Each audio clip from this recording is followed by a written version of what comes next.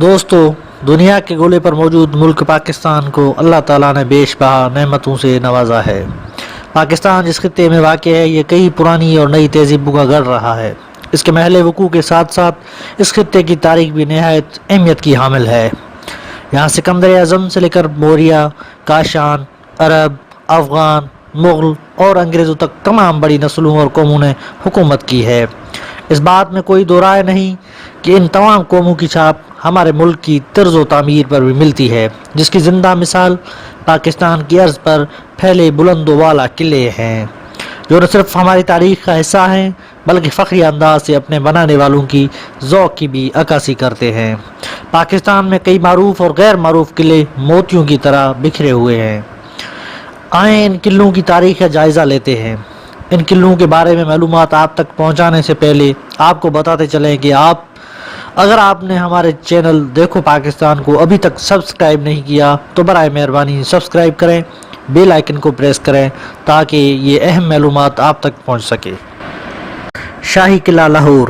یوں تو پاکستان میں بے شمار قلعے ہیں، پر ان تمام قلعوں میں جو شہرت لاہور کے شاہی قلعے کو حاصل ہے وہ کسی اور قلعے کے نصیب میں نہیں آئی۔ کہا جاتا ہے کہ مغل شہنشاہ اکبر کے زمانے میں بنایا گیا یہ قلعہ آج بھی پرانے لاہور کے شمالی مغربی کونے میں آن بان اور شان سے موجود ہے۔ یہ قلعہ 20 ایکڑ کی اراضی سے بھی بڑا ہے۔ کہتے ہیں کہ محمود غزنوی نے اس علاقے کو فتح کیا تب اس جگہ ایک مٹی کا قلعہ تھا، جس کو اکبر بادشاہ نے گرا کر ایک جدید طرز کا شاندار قلعہ تعمیر کروایا۔ اکبر بادشاہ کے بعد آنے والے ہر مغل بادشاہ یہاں تک کہ سکھوں اور انگریزوں نے بھی قلعے کے اندر مختلف دیواروں، محلوں اور کمروں کا اضافہ کیا۔ شہنشاہ جہانگیر نے باغات کی توسیع کی تھی اور محل بنوائے۔ شاہجہاں نے دیوان خاص اور موتی مسجد کا اضافہ کیا، جبکہ اورنگزیب نے حضوری باغ کی طرف کھلنے والے قلعے کا مرکزی دروازہ بنوایا جو بادشاہی مسجد کے عین سامنے واقع ہے۔ قلعے کے اندر شیش محل، میوزیم، بارادری، موتی مسجد، فوارے اور بہت سی قدیم خوبصورت جگہیں ہیں جہاں صبح سے شام تک عوام کا رش دکھائی دیتا ہے۔ یہ قلعہ مغل، سکھ اور انگریز تینوں دوار کی تاریخ کا امین ہے۔ لاہور کی سیر اس قلعے کے بنا بالکل ادھوری ہے۔ قلعہ دراوڑ۔ بہاولپور پنجاب کے ضلع اور سابقہ ریاست بہاولپور میں واقع قلعہ دراوڑ ڈیرہ نواب صاحب سے 48 کلومیٹر جنوب میں واقع ہے۔ صحرائے چولستان کے وسط میں کسی بھی بڑے دیو کی طرح کسی عظیم الشان قلعے کے 40 گرز میلوں دور سے ہی نظر آتے ہیں۔ اس قلعے کو 9ویں صدی میں جیسلمیر کے ہندو راجپوت حکمران رائجہ بھٹی نے تعمیر کروایا۔ ابتدا میں سے ڈیرہ راوڑ کے نام سے جانا جاتا تھا، جو ڈیرہ راوڑ کے بعد دراوڑ بن گیا۔ چاروں طرف ریت مٹی کے ٹیلے، صحرا اور جنگل ہے۔ ایسے لگتا ہے جیسے کسی سمندر میں خوبصورت جہاز ڈوبا ہو۔ اس قلعے کے آس پاس چلتے پھرتے اونٹ آنکھوں کو بہت ٹھنڈک پہنچاتے ہیں۔ دل لبھانے والے منظر بھی نظر آتے ہیں۔ راجستھانی طرز پر بنے اس قلعے کی سب سے اہم اور خاصیت یہ ہے کہ اس کے تمام 40 برجوں کا ڈیزائن ایک دوسرے سے مختلف ہے۔ اس کے زیادہ تر برج ابھی تک قائم ہے، یعنی کہ اوپر سیاہ اینٹوں سے ڈیزائن بہت خوبصورت انداز سے بنائے گئے ہیں۔ قلعے کے جنوب مشرقی کونے میں پانی کا ایک قدرتی تالاب ہے جسے مقامی زبان میں ٹوبا کہتے ہیں۔ قلعے کے اندر ریاست بہاولپور کے سابق نوابوں اور ان کے خاندانوں کی قبریں بھی موجود ہیں اور ان مقبروں پر نیلے رنگ کے خوبصورت ٹائلوں کا کام کیا گیا ہے۔ مقامی باشندوں میں قلعہ دراوڑ کے بارے میں ایک روایت عام ہے، جس کا پس منظر یہ ہے کہ روہی چولستان کے سرابی کیفیت کے تحت قلعے کی دیواریں دن میں 7-8 بار رنگ بدلتی ہیں۔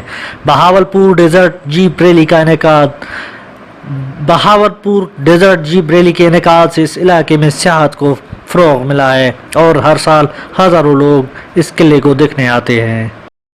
بلتیت فورٹ۔ ہنزا گلگت بلتستان کی وادی کے بیماد کے گاؤں بلتیت میں واقع بلتیت فورٹ پریوں کی کہانی میں موجود خوبصورت قلعوں جیسا منظر پیش کرتا ہے۔ پہاڑ کے اوپر واقع یہ قلعہ کوئی 650 سال پہلے بنایا گیا تھا، جسے وقت کے ساتھ ساتھ مرمت کیا گیا۔ 16वीं सदी में जब यहाँ के शहजादे ने बल्तिस्तान की शहजादी से शादी की तो वो बल्ती हुनरमंदों और कारीगरों को अपने हमरा लाई ताकि वो इस किले की तज़ीन व आराइश कर सकें। 1945 में मीर हुंजा ने इस किले को छोड़कर इस पहाड़ के नीचे एक और किला बनाया और वहाँ मुंतकिल हो गया, जिसके बाद किले की हालत ख़राब होना शुरू हो गई और इसके मुमंद होने के खर्चात बढ़ गए।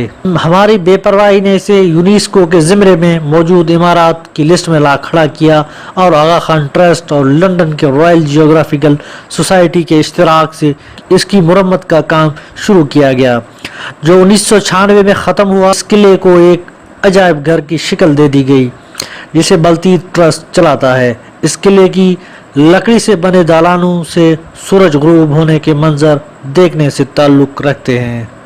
किला बाला हिसार पेशावर।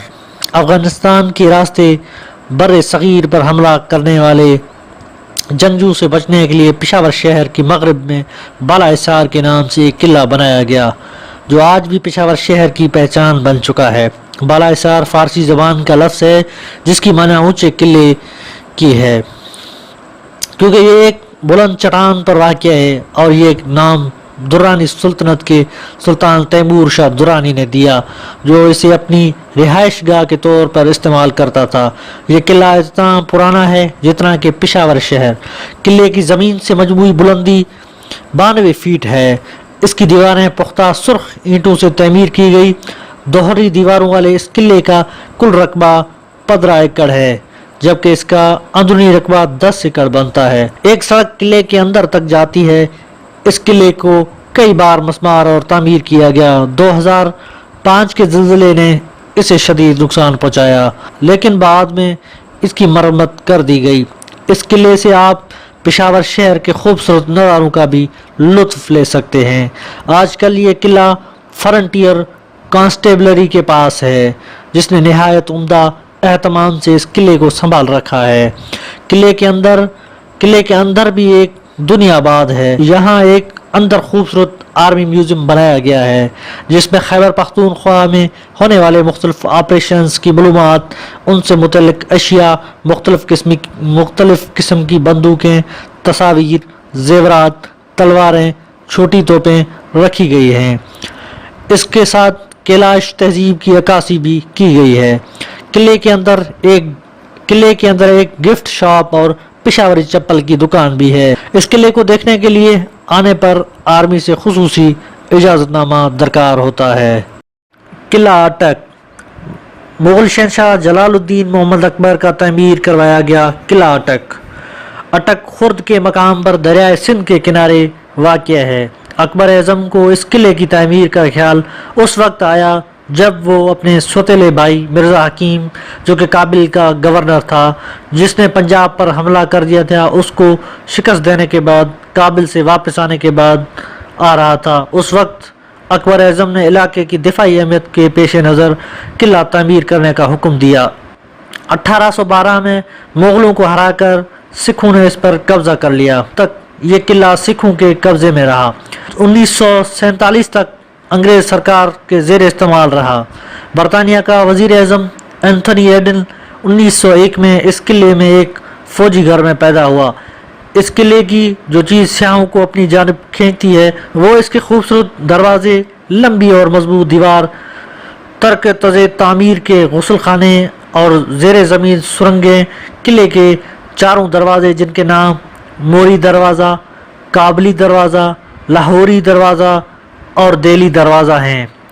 नेप और स्पेशल सर्विसेज ग्रुप के ज़ेर इंतज़ाम इस किले में बहुत सी मशहूर और मरूफ शख्सियात ने कैद काटी, जिनमें पाकिस्तान के मुतअद्दिद सियासी रहनुमा और वज़राए आज़म भी शामिल हैं। किला रोहतास जहलम। ज़िला जहलम के तहसील दीना में वाक़या शेर शाह सूरी का तमीर करदा किला रोहतास 948 में मुकम्मल हुआ, जो पोटोहार रीजन और पोटोहार नमक की ज़मीन के वस्त में तमीर किया गया। इसके एक तरफ बालाकस, दूसरी तरफ नालागान और तीसरी तरफ घना जंगल है। शेर शाह सूरी ने यह किला गखड़ों की सरकोबी के लिए तामीर करवाया। गखड़ मुग़लों को कमक और बर वक्त इमदाद देते थे, जो शेर शाह सूरी को किसी तरह गवारा नहीं था। जब यह किला किसी हद तक मुकम्मल हो गया तो शेर शाह सूरी ने कहा, आज मैंने गखड़ों के पेट में छुरा घोंप दिया। इस किले के ऐन सामने शेर शाह सूरी की बनाई हुई जर्रेली सड़क गुजरती है, जो अब यहाँ से 5 किलोमीटर दूर हो चुकी है। दूसरे किलों से हटकर किला रोहतास की तमीर छोटी ईंटों के बजाय पत्थरों से की गई। इन बड़े बड़े पत्थरों को बुलंदियों पर नस्ब देकर अकल दंग रह जाती है। एक रिवायत के मुताबिक किले की तामीर में आम मजदूरों के अलावा बेशुमार बुजुर्गान दीन ने भी अपने जिस्मानी और रूहानी कुव्वतों समेत हिस्सा लिया। इन रवायात को इस अमर से भी तक़वीत मिलती है कि किले के हर दरवाजे के साथ किसी न किसी बुजुर्ग का मकबरा मौजूद है, जबकि किले के अंदर भी जगह जगह बुजुर्गों के मकाबिर फैली हुई हैं। किले के 12 दरवाजे हैं, जिनकी तामीर जंगी हिकमत अमली को मद्देनजर रखते हुए की गई। किला रोहतास की सबसे काबिल दीद और आलीशान और नाकाबिल शिकस्त उसकी फसील है। इस पर 68 बुर्ज, 184 बुर्जियाँ, 6881 किंगरे और 8556 सीढ़ियाँ, जो फ़न तमीर का नादर नमूना है। इसके बुर्ज सिर्फ फसील की खूबसूरती में इजाफा नहीं करते, बल्कि ये किले की मजबूत तरीन दिफाई हिसार में भी अहम किरदार अदा करते हैं। किले के अंदर शाही मस्जिद, हवेली, रानी महल, तालाब, कुएं, फांसीघाट, अजायब घर और लंगर खाने भी हैं। ये किला अपनी तर्ज तामीर की बदौलत अक़वाम मुत्तहिदा के ज़ैली इदारे यूनेस्को के आलमी सकाफती विरसे में शामिल मकामात में से एक है। किला रनीकोट जामशरो। दुनिया का सबसे बड़ा किला रनीकोट, जिसे अजीम दीवार सिंध भी कहा जाता है, ज़िला जामशरो के इलाके से 3 किलोमीटर दूर मगरिब में कोई खीरथर के बेआब गया सरजमीन पर बनाया गया। चूने की पत्थर की चट्टान पर बने इस किले के 4 दरवाजे हैं। इस किले की तामीर में बहुत सी आराइयाँ भी हैं, मगर ये बात यकीन से नहीं कही जा सकती किला रनीकोट की बुनियाद किसने और कब रखी थी और किस दुश्मन से बचने के लिए रखी गई थी। ताहम महकमा आसार कदीमा की खुदाई के दौरान मिलने वाले इशारात से पता चलता है कि ये किला 2000 साल पहले तामीर किया गया था। मगर हैरानी की बात यह है कि इस किले का जिक्र तारीख में सिर्फ उस वक्त मिलता है जब मीरपुर खास के मीर शेर मोहम्मद तालपुर ने 18वीं सदी में इस किले की मरम्मत करवाई। 10 मीटर तक बुलंद इस किले की दीवारें जिप्सम और चूने की पत्थर से बनाई गई हैं। ये किला भी यूनेस्को के आलमी सकाफती विरसे की लिस्ट में अपना नाम दर्ज करवाने में कामयाब ठहरा है। किला रामकोट मीरपुर आज़ाद कश्मीर और पंजाब के सरहद पर मंगला डैम वाक़या है, जिसकी खूबसूरती से मंगला झील ने एक गुमनाम किले को घेरे में ले रखा है। ये किला रामकोट है। किला रामकोट झेलम और पूंछ 2 दरियाओं के संगम पर ऊंची पहाड़ी पर कायम है, जो तीनों अतराफ से पानी में घिरा हुआ है। मुनफरद तर्ज तामीर पर बनाया गया रामकोट किला कश्मीर में तामीर किए गए बाकी किलों से मुख्तलिफ है। 20वीं सदी में कश्मीर के डोगरा महाराजा के जेर तसल्लुत था और एक कदीम हिंदू शिव मंदिर पर बनाया गया था। मुजफ्फराबाद से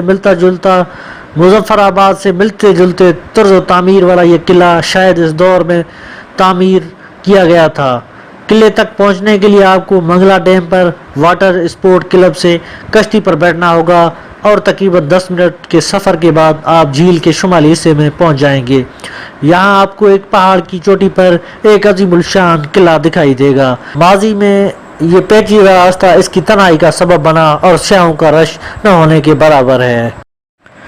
किला चतराल शहर में हिंदू कश के पहाड़ों के दरमियान दरियाए चित्राल के किनारे पर वाक़या ये दिलकश किला राजा नादिर शाह ने 14वीं सदी में तामीर करवाया था। इसके बैरूनी दीवारें 250 साल पुरानी हैं, जबकि ये किला खुद 100 साल पुराना है। माजी में ये किला चित्राल के सिपाहियों की बैरक के तौर पर इस्तेमाल होता रहा। 1969 में रियासत चित्राल के पाकिस्तान में ज़िम होने के बाद इस किले को रियासत चित्राल के आखिरी हुक्मरान ख़ानदान की ज़ाती मालियत में दे दिया गया। قلعے کے اندر شاہی دربار، رہائشی کمرے، مہمان خانہ اور مسجد واقع ہے، لیکن اس کا مرکزی حسن جو دیکھنے والوں کو شدت سے اپنی جانب کھینچتا ہے وہ صرف بارادری کی بدولت ہے جو سنگ مرمر سے بنائی گئی ہے۔ اس دور کی نادر اشیاء اور چترال کے خاندانی تصاویر کو سلیقے سے محفوظ رکھا گیا ہے۔ اس قلعے کی ایک خوبی یہ بھی ہے کہ یہاں آپ ہندو کش کے بلند ترین چوٹی ترک میر کا بھی نظارہ کر سکتے ہیں۔ چترال قلعہ اب ناصر الملک کی زیر نگرانی ہے، جنہوں نے 2005 کے زلزلے کے بعد دوبارہ اس کی تزئین و آرائش کروائی۔ عوام کو یہ جگہ دیکھنے کے لیے خصوصی اجازت نامہ درکار ہوتا ہے۔ لال قلعہ مظفر آباد۔ آزاد کشمیر کے دارالحکومت مظفر آباد میں دریائے نیلم کے کنارے لال قلعہ کشمیر کے حکمران چک خاندان نے مغلوں کے حملے سے بچاؤ کی غرض سے 1549 میں شروع کروایا تھا، لیکن اس کی تکمیل مظفر آباد شہر کے بانی سلطان مظفر خان کے دور حکومت میں سن 1648 میں ہوئی۔ ڈوگرا سکھ حکمرانوں مہاراجہ گلاب سنگھ اور رنبیر سنگھ کے دور میں سیاسی اور فوجی مقاصد کے تحت قلعے میں توسیع کروائی گئی۔ لال قلعے میں کئی قید خانے بھی ہیں جو متعدد کال کوٹلیوں پر مشتمل ہے۔ قلعے کے شمالی حصے میں کئی زیر زمین کمرے ایسے تھے جن کے بارے میں چند مقامی لوگ ہی جانتے تھے۔ مظفر آباد دریائے نیلم کے کنارے صدیوں سے کھڑا یہ قلعہ قدرتی آفات اور انتظامیہ کی عدم توجہ کے باعث دھیرے دھیرے ختم ہو رہا ہے، جبکہ 2005 میں آنے والے زلزلے نے بھی کافی نقصان پہنچایا ہے۔ تو ہمارے عزیز دوستو، آج کی ہماری یہ ویڈیو پاکستان کے چند مشہور اور معروف قلعوں کے حوالے سے تھی۔ اگر آپ کو ہماری یہ ویڈیو پسند آئی تو کامنٹ سیکشن میں جا کر اپنی رائے کا اظہار کریں اور ان قلعوں کا سیر ضرور کیجیے گا۔ آپ سب کی مہربانی۔